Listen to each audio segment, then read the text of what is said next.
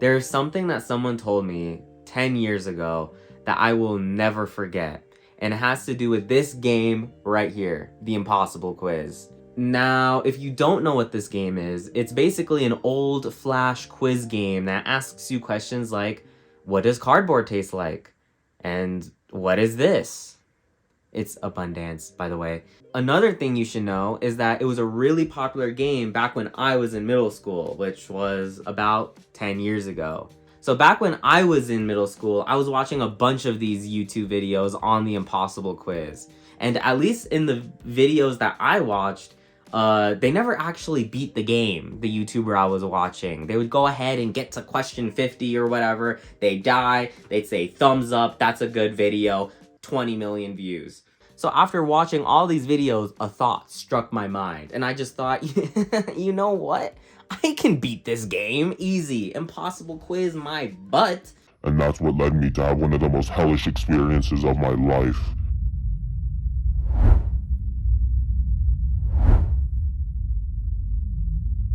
Okay, what's up, chat? It's Shazzy.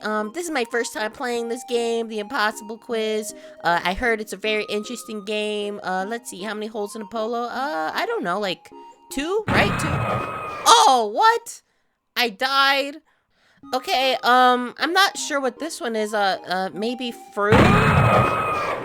Deal or no deal? Deal? No? No deal? Okay! What are the main ingredients of shampoo? Cricket crab? I don't know. None of these. Rocks and sausages? Dude! How was I supposed to know? Are you enjoying the quiz? No.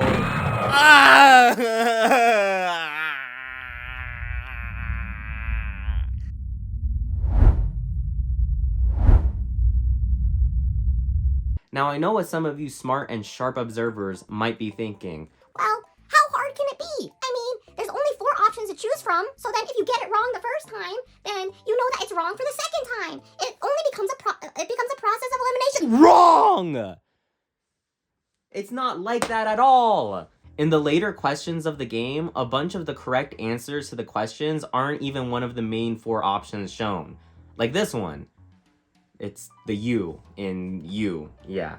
There are also questions with bombs, and with bombs they have a timer on it, and if it hits 0, you lose all your lives and you go back to the very beginning.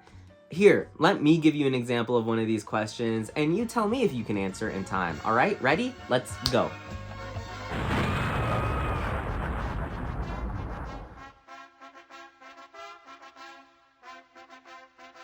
So yeah, the Impossible Quiz is a very unfair and goofy game. I think you get that at this point. But one thing that you didn't get, and where my personal story comes in, is that I decided I was going to beat this game regardless. And you know what? I was going to do it with honor. Well, what does it mean to beat the game, with honor? Well, it meant that no matter how many times that I died to a particular question, I would not look up the answer, no matter what. Even to the ones that I died to over and over and over again. And remember, every single time you see that game over screen, you go back to the very beginning. There are no checkpoints in this game. I also refuse to use the skips that the game gives you. So if you don't know, skips are an item that the game basically gives you that just allows you to completely skip a question. You don't need to know the right answer to it. And the reason why I refused it is because, well, I wanted to truly beat the game, And did I really beat the game if I didn't know all the answers to every question? So you go ahead and you take my stubbornness and my middle schooler pride and honor that I'm going to beat this game fairly, mixed with just how stupid and goofy and unfair the Impossible Quiz is. I ended up developing some very unique talents, let's just say. Here, actually, I think I'm just gonna show you. Hey, what's up, chat? It's Grown Up Shazzy. Today I'm gonna be playing the Impossible Quiz.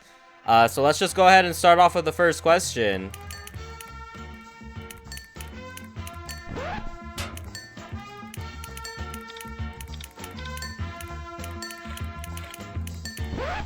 Ba ba ba ba ba ba ba ba ba ba ba ba.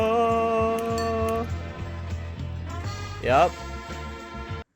So yeah, no, I basically became an impossible quiz speedrunner. I had memorized the answers to the questions, the order of the questions, and the placement of the answers to the question, and the muscle memory to just go ahead and instantly go back to whatever question I was stuck on. And I gained this ability through sheer repetition of just constantly dying over and over to the late game questions. And I went ahead and I did all of this because I need to know who is green and has sticky balls. Who is it? Is it you? So yeah, I think it's fair to say I was completely obsessed with this game. To the point where I honestly started to make some pretty questionable decisions. 10 years ago, when I was still in middle school, I had an elective class that was held in a computer lab.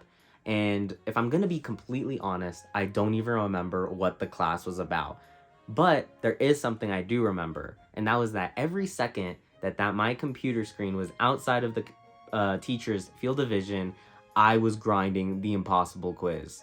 So after what felt like literally thousands of attempts of me grinding this quiz when I'm at home and grinding this quiz while I'm in class, just over and over and over again, over a course of a couple of weeks, it was finally starting to happen. While I was in class, I'd gotten to the Epic 10, which are the last 10 questions of the impossible quiz. Now, I'd gotten to these questions before, actually, but they always just ended with me seeing this cursed game over screen. But this time, it was different. I'd gotten to question 108, which is a question I had never gotten to before. And for this question, you have to go ahead and enter a code that's given to you on question 50. A question I had literally seen hundreds, if not thousands of times at this point. So I go ahead and I enter the code, and as I'm entering the code, I say I'm gonna beat it.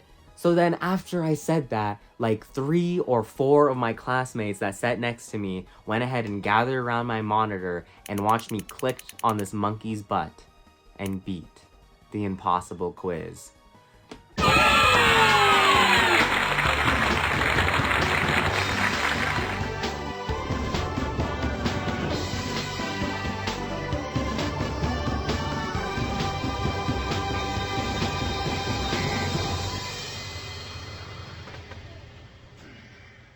I still vividly remember how I felt. The sound of my heartbeat, the twitching of my fingers, and the wave of relief and joy that I felt when I finally saw that ending screen.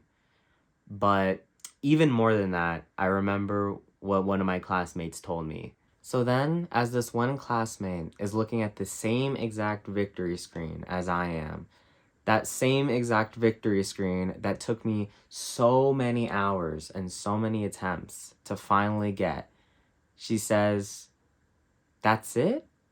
That's all you get? Man, what was the point of all that?"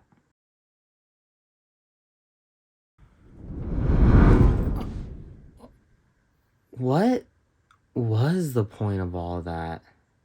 I mean, I spent so much time, so much of my life trying to beat this game honorably, and what do I have to show for it? This JPEG? He didn't even spell winner correctly. Was this all just a massive waste of time?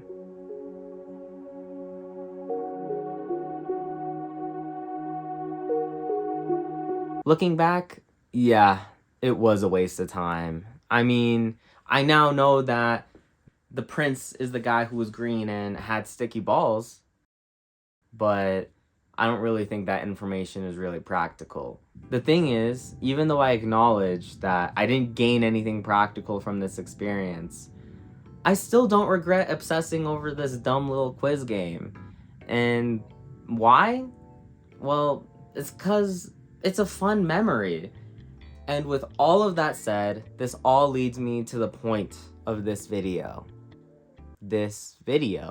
For a really long time now, I've wanted to make YouTube videos. There's just so much in my head that I want to say and express, but I've always stopped myself. I always had an excuse to not try, and honestly, the excuse that persisted the most was that there would be no point. It would just be a massive waste of time.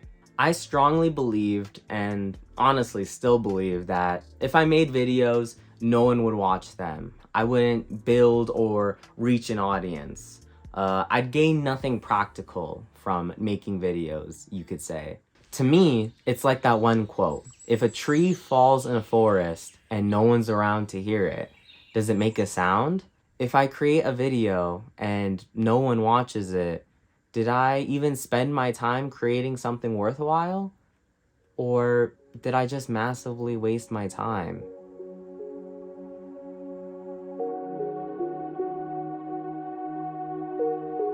No!